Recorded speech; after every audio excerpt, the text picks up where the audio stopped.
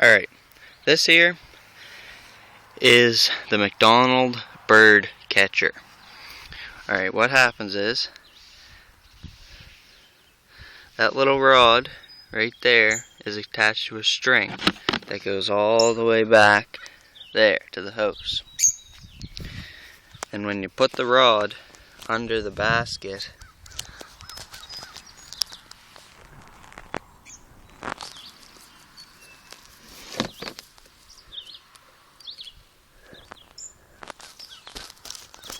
like so, and you put a rock for some added weight up top, like that.